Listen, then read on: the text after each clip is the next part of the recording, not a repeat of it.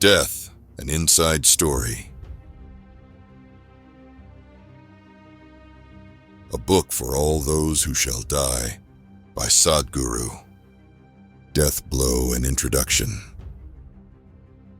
We all want to live well, and when it is time, die well too. This is the essence of most human aspirations. Within this, much, if not most, of human endeavor is dedicated to living well, and the outcome reflects it. Humans have achieved much in terms of living well. We have managed to acquire more comfort and convenience than any other generation in the past. However, when it comes to dying well, it cannot be said that we die in any way better than our ancestors. Many factors explain why humans were successful at living better, but not dying better. The most significant being the disparity between the way we treat life and death in our societies. Everywhere in the world, life is mostly considered a success to be sung and celebrated, but death is considered a failure to be shunned and mourned. Oddly enough, in the construed dichotomy of life and death, it is life that is a four-letter word, not death. Yet in the world, it is death that gets the bad press. Death is a word whose mere utterance can hush dinner conversations. Children are taught never to utter the word at home unless the god of death chooses to visit, while adults are on a quest to invent overly woke euphemisms that try to mask the bluntness of the event with vanity. It is said that humans do not know much about death because they do not know much about life in the first place. Death is a brief occurrence at the end of a long life. But even after having lived a full lifetime, people are clueless about simple questions of life. Where did we come from? Where are we going? Confusion about death is thus understandable. However, it must be acknowledged that in recent times, humankind has indeed traveled far from its simplistic understanding that life is God's gift and death is his wrath. Traditionally, it was only religion that people looked up to for unraveling this mystery. Adjudication of matters related to death and dying was mostly in the hands of shamans and priests. In the past couple of hundred years, a slew of medical discoveries began making a considerable impact upon health and mortality on a global scale. People began turning to modern science for answers on death and dying. The success of modern medicine can be seen in the phenomenal improvement in two key global health parameters: life expectancy and infant mortality.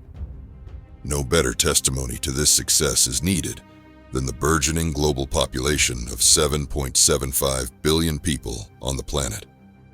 With this development, modern medicine has firmly dislodged everything else as the final authority on all matters of life and death. Modern science, characterized by objectivity and universality, has enabled people to look at death in ways that were not possible before. However, the blazing trail left by modern science is not without its blind spots. One major outcome is the medicalization of death. Death, especially in more advanced countries, is no longer looked at as a natural phenomenon, but as a medical condition. Moreover, humans have never been comfortable with their mortal nature. The success of medical science has only fueled humanity's historic quest for immortality. Riding on the shoulders of modern science, people now speculate if deathlessness is, in fact, the norm, and death an aberration. This is where the unique perspective of a mystic like Sadhguru becomes invaluable.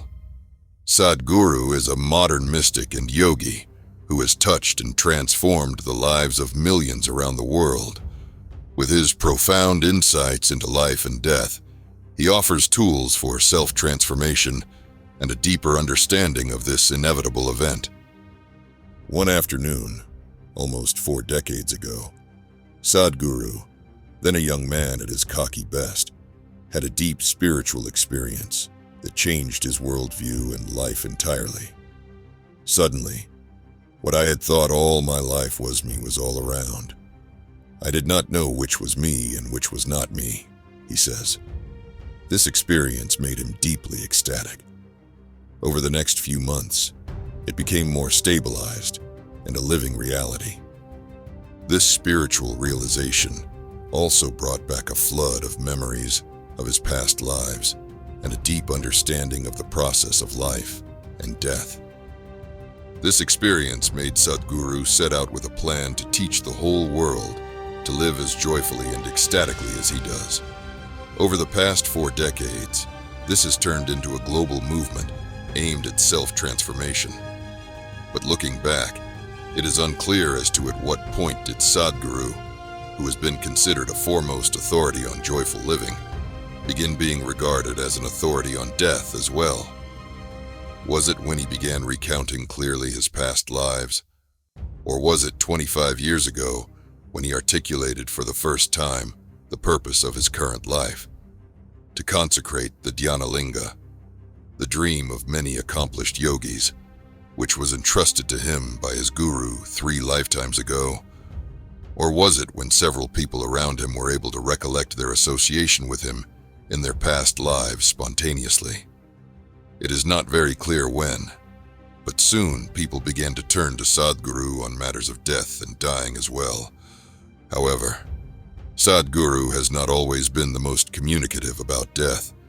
In fact, one would think he was being evasive. Too many people who thought they could extract the deepest secrets of life through a single innocuous question. What happens after death, Sadhguru? Have been disappointed. To their dismay, they were usually teased by responses like, "Some things are known only by experience." Others who wanted to know how to communicate with the dead were told to worry about communicating with the living first. People who asked about the existence of souls were told they had 2 of them, one under each foot. Yet all his teachings and practices have not been without a tinge of death or more. Sadhguru is probably the only person on the planet who would, in a deadpan tone, talk about death to a hall full of people first thing in the morning. During certain residential programs, he would then lead them through a guided meditation on experiencing death firsthand. He is probably the only one who would teach the way of effortless living by initiating people into a death-like experience of meditation to be practiced twice a day. He is also the ambitious person who sets out to teach everyone in the world the ways to live joyously, but, on finding that he is falling short, pragmatically embarks on teaching them methods to die peacefully at least. He is also the person who assures people, "If you have been initiated by me, or have made the mistake of sitting in front of me totally, even for one moment, there is no rebirth for you." And the list goes on. Once, when we were filming Sadhguru for a DVD, somebody asked him, "Why is it that in most Eastern traditions, a very high level of sanctity is accorded to the moment of death? Why is it that the moment of death is granted a sort of quasi-spiritual status?" Speaking outside his usual script of deterrence, Sadhguru said that if the moment of death is handled properly, if there was proper preparation, proper guidance, and perhaps some outside help as well, then in spiritual terms, even that which probably did not happen in life could happen in death. This was a revelation to me. I had never heard of anyone speak of death as a spiritual possibility. Some discussion followed this, but since it was mostly outside the scope of the video being filmed, Sadhguru did not elaborate further. I was very intrigued. Did Sadhguru just say that there is a big spiritual possibility hiding in plain sight in the much feared, much abhorred aspect of life, death? Was there a huge free ride waiting to be taken at the moment of death, and we were oblivious to it? If so, why haven't we heard of this before? Why is it not being spoken about more? Why are we not alerting people to it? Could Sadhguru offer the necessary guidance for the preparation? Could he give the required help? Of course he could, but would he? Could he be coaxed into opening another front in his engagement with the world? Sadhguru was certainly willing, but the task of compiling the book was not as easy as I had imagined. I had assumed it would be a simple task, because after all, if one knew something, how difficult would articulating it be? Well, that assumption turned out to be somewhat premature, because explanations can only traverse from the known to the unknown, and in this case, the gap turned out to be rather formidable. The grand phenomenon of life cannot be constrained to the period between birth and death, as seen by modern science. It goes back all the way to the beginning of creation and extends all the way to wherever the creation is heading.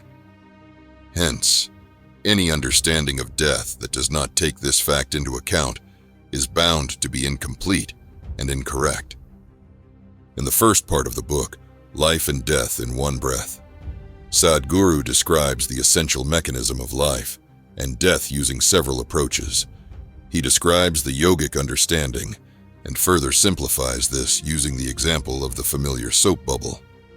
Taking the discourse beyond the usual boundaries, Sadhguru traces the origins of life from the beginning of creation to the cycle of birth and death that we all undergo.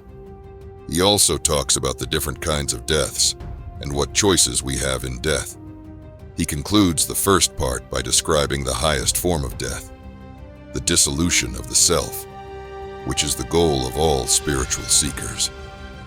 In addition to explaining the underlying mechanics of birth and death, one of the objectives of the book is also to help one achieve a good death. In the second part of the book, The Gracefulness of Death, Sadhguru clarifies what a good death is and what preparations we can make for it. Moreover, when a person is dying, he is in the most vulnerable situation, unable to help himself. Sadhguru explains what assistance one can provide in such situations and the difference that can make for the dying person. He talks about how the person's journey after death could be assisted by doing some simple acts. He also shares some precious insights into grief and how we can deal with it in a meaningful manner. The afterlife is strictly not a part of the process of death and dying, but a byproduct of it.